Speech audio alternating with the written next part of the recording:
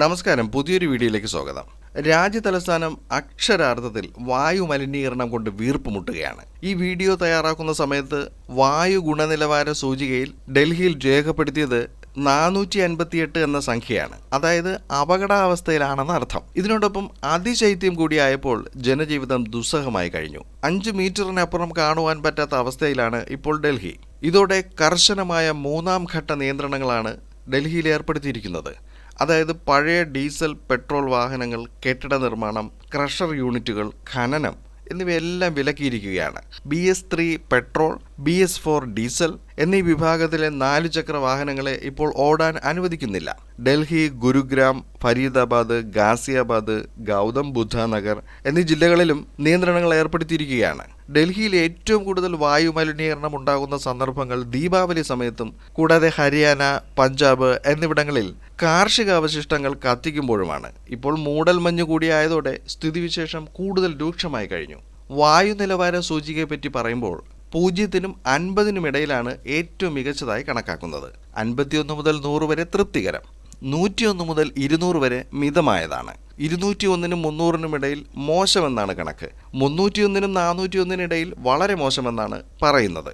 400-ന് മുകളിൽ ഗുരുതരം, 450-ന് മുകളിൽ അതീവ ഗുരുതരം എന്നിങ്ങനെയാണ് കണക്ക്. ആ സമയത്താണ് ഡൽഹിയിൽ ഇപ്പോൾ 458 എന്ന സംഖ്യ എത്തിയിരിക്കുന്നത്. ലോകത്തിലെ ഏറ്റവും മോശം അന്തരീക്ഷ മലിനീകരണമുള്ള നഗരങ്ങളുടെ കൂട്ടത്തിലാണ് ഇപ്പോൾ ഡൽഹിയുടെ സ്ഥാനം. ഈ അവസ്ഥ ജനങ്ങളുടെ ആരോഗ്യസ്ഥിതിയെ ഗുരുതരമായി ബാധിക്കുമെന്നാണ് ആരോഗ്യ വിദഗ്ധരും പറയുന്നത്.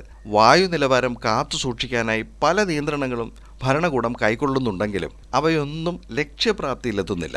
ഡൽഹിയിലെ വായു മലിനീകരണത്തിന് കാരണമാകുന്ന പല ഘടകങ്ങളുണ്ട്. വ്യവസായങ്ങൾ, മാലിന്യ നിക്ഷേപങ്ങൾ, വാഹനങ്ങൾ സൃഷ്ടിക്കുന്ന മലിനീകരണം, ഗാർഹിക പാചകത്തിലൂടെയുള്ള മലിനീകരണം, മാലിന്യങ്ങൾ കത്തിക്കുന്നത്, ഡീസൽ ഉപയോഗിച്ചുള്ള ഇന്ധന ജ്വലനം ഇവയെല്ലാം ഇതിൻ്റെ കാരണമായി വരുന്നുണ്ട്.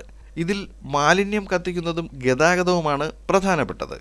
2021 ഡൽഹിയിൽ രജിസ്റ്റർ ചെയ്തത് 1.50 കോടി വാഹനങ്ങളാണ്. ശുദ്ധവായു ശ്വസിക്കുവാനായി നിരവധി പേർ ഡൽഹിക്ക് പുറത്തേക്ക് താമസം മാറുന്നു എന്നതും മറ്റൊരു വസ്തുതയാണ്. ഡൽഹിയിലെ ഈ അവസ്ഥയ്ക്ക് കാരണമായ കാര്യങ്ങളെല്ലാം പരിഗണിച്ച് നടപടികൾ കൈക്കൊണ്ടേ മതിയാകൂ.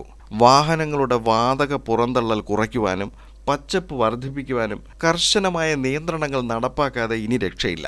ഓരോ പൗരനും പരിസ്ഥിതി സൗഹൃദമാകുന്ന പ്രവൃത്തികൾ ചെയ്യുവാനുള്ള ബോധവൽക്കരണവും അനിവാര്യമാണ്. മറ്റൊരു വീഡിയോയിൽ മറ്റൊരു വിശേഷവുമായി വീണ്ടും കാണാം.